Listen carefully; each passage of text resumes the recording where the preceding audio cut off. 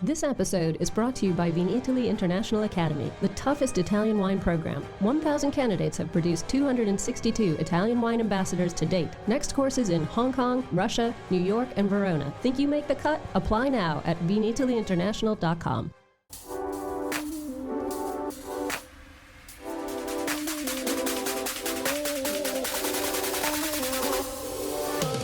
Welcome to another episode of On the Road Edition, hosted by Stevie Kim. Each week, she travels to incredible wine destinations, interviewing some of the Italian wine scene's most interesting personalities, talking about wines, the foods, as well as the incredible travel destinations. Ciao ragazzi, welcome to Italian Wine Podcast, and this is the On the Road Edition. We are in Barile. It's in Basilicata with, of course, Elena Fucci. Ciao Elena. Ciao, ciao, bene. Elena, so where is Barile exactly? Because when we think of Barile, I think of pasta. No, it's Barilla. Yeah, but you know, it's close. It's just one same. It's same. It's same. It's same. Word, right? Barile. I'm thinking like, you know, Parma, whatever, but we're in Basilicata. So tell us where we are. Yeah. Here we are in the part north of Basilicata, on the Mount Vulture. The Mount Vulture is an old volcano extinct, and Barile is my town. It's a small town on the Mount Vulture. Okay, so and what is kind of the famous, I would say, city close to Barile? Close to Barile, in this part, Basilicata have two provinces, Matera and Potenza. Okay, Potenza is the north part, and now we are in the Potenza province. Right.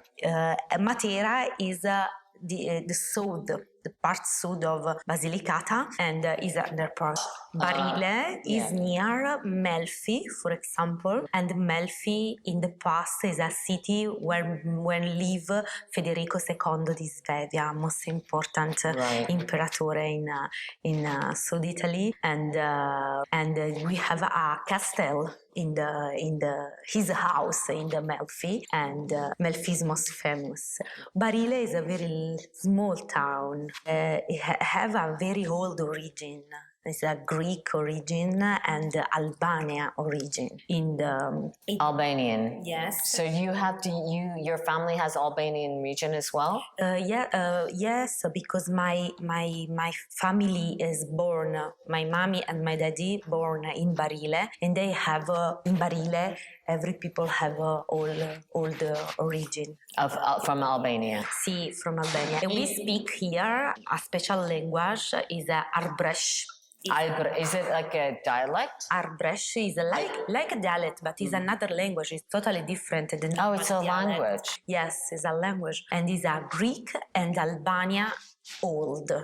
Oh, you're kidding! So do you speak that as well? Yeah, that's crazy. Yes, that's crazy. So I know that, you know, of course, we did a small pasta lesson with your mom and dad today. Yes. And that is that an Albanian dish? See, yes, is a old Albania dish, and the name is Tumac Matulj. Tumac Matulj. I kept on saying too much, but tell us what we had made. Tumac. Tumac is the tagliatella, and Matulj in Arbresh. Yes, in Arbresh, and Matulj is with the bread, with the. Okay, so we made that today. So that's very, very interesting. So listen, Elena, I know that your grandfather passed last week, right? Yeah. And how old was he? 95-year-old. I've seen few producers before getting to you this week. They know him. They had met him, especially like Gianfranco, Fino, etc., and spoke, of course, wonderfully about him. You had a special relationship with him, right? Yes, because I returned to work with him because my mom and my daddy are a teacher, and when I decided to study viticulture and enology and agronomy, I returned to work with my grandfather in Barile. And my grandfather is a very funny person. So he worked in the world because when he's young, he going in Venezuela, in Caracas, and he worked in Caracas. And after work, he returned in Italy, and he buy this property where his father working. It's a very So this house and the vineyard. and the My vineyard, yeah. grandfather working here for the big property. So in a way, I mean, you've started the winery in 2000, but it's really also your grandfather who gave you that possibility because he bought the land and he started also making some wine, right? Small quantity of wine. He making a small quantity of wine for the family, but it's a very good wine in the past for the people, because the people know this. What was his name? Family wine. Generoso. Generoso. But he was known as Roso. Nonno right? Roso. Nonno Yes. Roso. For us, it's Nonno Roso because when we are children, I and my sister and my cousin, is a very long name, Generoso, for the children, and Nonno Roso is more simple. So you have two siblings, right? Two sisters. Yeah. But they're not in the wine business. No, I'm oldest. My sister Rossella is a doctor, and And what about your other sister? the other sister is 10 years younger, and she studied literature, all the literature in Pisa. I wanted to ask you, this label, can you tell us what this label is all about? Yeah, the Titolo is our classic wine, and we produce 30,000 bottles with a 6 hectare of vineyard, and only Aglianico del Vulture is Aglianico del Vulture 100%. And with a 6 hectare for our DOCG is possible to produce 60,000 bottles, but we produce exactly half, and because we prune short, select the grapes before and after the harvest, and we work only for the high quality. In the last 6 or 7 years, we start with a new project with a special edition of Titolo, and are the label, the different color. And we have the new entry is the Rosé Pink edition, Titolo Pink edition. We produce only 900 bottles. After we have a amphora, vinification and aging in amphora, and we produce 900 bottles. And after Superiore and Riserva are DOCG, and we produce only 400 bottles for label. And the last project is the Sheg. Sheg, completely different, right? So you didn't call it Titolo, why? Is another project because in 2016, 4 friends of my grandfather decided to cut a very old vineyard, 70-year-old vineyard. And I and Andrea decided to working for this vineyard because for they is impossible to work. They are very old, 93, 94, 96-year-old, and for today is not is possible to work in vineyard. I and Andrea working the vineyard for day, and with a grape we produce another wine. Sheg in our language, in our dialect, Arbrecht, is a pomegranate, and is a symbolic in Italy is a reborn, symbolic of reborn, and exactly this wine is a reborn for this old vineyard, and we with the old vineyard with this grape we produce a wine for the young generation, for the young people. It's a little bit smart. Yeah. So and how many bottles are you doing of that? 400 and half. Yeah, so 400 and 900 seems to be your magic number in a way, right? How did you come up with this logo? The logo is my name, E and F. So the E, the horizontal line. Lines is E and line is F. Aha. Okay. Then you have this like thing going on the wings. What is that? Because we with my father, in 2000 when I start, we think a label, and after we think a logo, and only E and F for my father. That is good. It was too simple. Yes. With a pen, he write a hills. Two hills. Oh, two hills. And are the terrace, the vines, the terrace. You see the terrace of the Aha.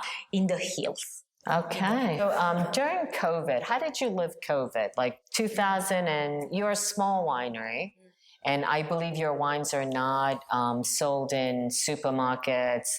So I know the ones who had access to GDOs in Italy and elsewhere, they've actually done very, very well during COVID because people drank wine like crazy, right? That was 20. 21, I do believe the premium wines like yourself perform better than the year before. But how did COVID affect your commercial success? But also, how did you cope with COVID in general?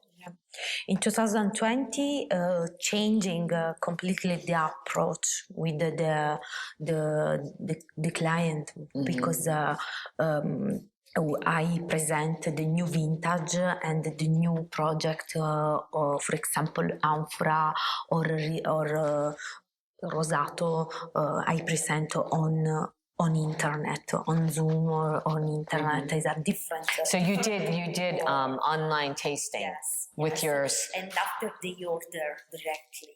Aha. Wine. But that's international clients or Italian clients? We start with this work for the Italian clients because we have a very more order for the private client, not restaurant. From COVID, And we start with Italy. After 2-3 months, the export importer, they call me and they think, oh, Elena, it's possible for you to explain the wine and the private client because they have the wine. But the day is very long because we start with a Zoom, with a direct Instagram or in the morning, in 9 o'clock. And I finish in the night because in the USA is different time. Yes, and it's a very hard work, but strange, different, strange. But for me, it's very, very funny because for me it's possible to know the final client. Right. And usually this not is possible because they are in the other part of the world. And so how many visitors do you have? Like, how does it work? They go on your website and they reserve online. How long does the visit last? Because you have a very skinny, small structure. Who's organizing all the tours and the wine tasting and all of that stuff? The tour start with a tour in the vineyard, after the new cellar and after the old cellar, and finish with the testing in the testing room, and during 1 hour and a half, 2 hours, and it's possible to only with a reservation. Is important. Yes. What are some of the big wines, more famous wines that you can think of to say, if you like that wine, you should try Aglianico del Vulture? I think they were very smart because they said, if you like Pinot Noir, from Burgundy, you should try Etna. I know they're different, but if you like that kind of style, then you should try. I love Nebbiolo grapes. Right. And I love, for example, I'm best fan of Barolo, and my husband is best fan of Barbaresco, for example. And for the Aglianico and the Aglianico in Basilicata and in Campania, for me is more difficult to share because usually when I'm in the restaurant in Italy or I don't drink Aglianico, I don't drink my wine, I don't drink Aglianico del Vulture. When I'm in the USA, in Canada, in the other part of the world, where is on the wine list? The wine in from Basilicata, I shared from always, and it's more difficult for me to have one model of Aglianico, because I work I work for the wine modern, but not modernist, and for me is most difficult to think Aglianico only for the tradition or traditional wine, because I think the Aglianico in the last 10 years increase in the production, and the medium quality is the high level. But I think probably this the population in the Basilicata and in Campania, they have they think more at the traditional methods. I think today is the moment to drink Aglianico del Vulture. Is Aglianico or Aglianico del Vulture is impossible to wait 20, 25 years before drink the wine. It's important to produce a wine in the modernist mood, but it's important to drink the wine. It's impossible today, I think.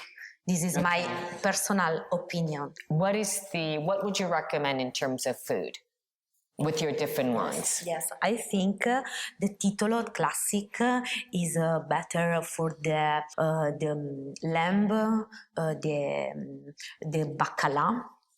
Bacala. Yes. Here is most famous the bacala la carrettiera with a peperone crusco. The peperone crusco is a crunch pepper. Okay. And sweet pepper. So not spicy. Not spicy. No. We dressing under the sun these peppers in the August, and after in the winter we fry in the olive oil the sweet peppers, and these are like chips. Like a chips. Okay, I'm a little surprised about bacala. I'm going to try that. Okay, that's a wrap, and that's Italian Wine Podcast on the Road edition with Elena Fucci in Barile, not Barilla, in Basilicata. Cheers. Cheers.